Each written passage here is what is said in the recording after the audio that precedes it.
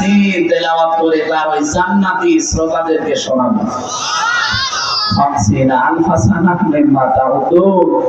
আমরা 1 2 3 করে যেভাবে গণনা করি, জান্নাতে আল্লাহর কুদরতের কণ্ঠে এক একটা আয়াত শুনতে সময় লাগবে 50,000 বছর। জান্নাতের যত নিয়ামত আছে মানুষ ভুলেই যাবে।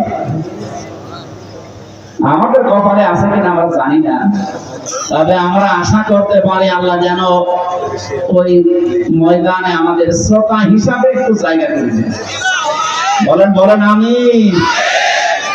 হ্যাঁ, যদি আপনার জীবনে এমন কোন কাজ যদি থাকে যেটা আল্লাহ ছাড়া আর আপনি ছাড়া কেউ জানে না, আল্লাহকা সিররুন ইনদাল্লাহ বাইনাকা আনতা ওয়া বাইনাল্লাহ, আল্লাহকা সাদাকাতুন তাখফা লা ইয়ালামুহা ইল্লাল্লাহ। কবি বলছে এমন কোন কিছু তোমার জীবনে আছে, সাদাকা হোক নেক কাজ হোক, যেটা আল্লাহ ছাড়া আর তুমি ছাড়া কেউ জানে না। এরকম গোপন কিছু কাজ করে রাখবে। আমি এক ওসি সাহেবকে পড়াতাম বিশ্ববিদ্যালয়ে যখন ছিলাম, ওই 10 সালে। উনি আমার মাঝে মাঝে এই প্রশ্নটা করতেন যে দুনিয়ায় এমন কিছু গোপন কাজ করবো কেউ জানে না, কিয়ামতের দিন যেন এটা নেওয়া যায় মালিকের কাছ থেকে। ওই দিন থেকে আমি এই কবিতাটা মুখস্থ করেছিলাম, এখনো পর্যন্ত নাড়া দেয় আমার অন্তর। কথাটা অনেক দামি কথা। গোপনে এমন কিছু করে রাখবেন যেন অন্য কেউ জানে না। যে পাহাড়ের যে 3 যুবকের ঘটনা আমরা শুনি, তাদেরকে আল্লাহ মুক্ত করেছিলেন তাদের গোপন এই নেক কাজের কারণে। তারা 3 জনেই গোপনে আল্লাহকে খুশি করার জন্য এমন এমন নেক কাজ করেছিলেন যেটা আর কেউ জানতো না। আল্লাহ রাব্বুল আলামিন ওই 3টা নেক কাজের ওসিলা দিয়ে তারা এই গোপন কাজে যে দোয়া করেছেন, এত বড় বিশাল বিপদ যেখানে মরণ ছাড়াও উপায় ছিল না, ওই বিপদ আল্লাহ কাটিয়েছেন, কালো মেঘ দূর করে দিয়ে তাদেরকে আল্লাহ বাঁচিয়ে দিয়েছেন।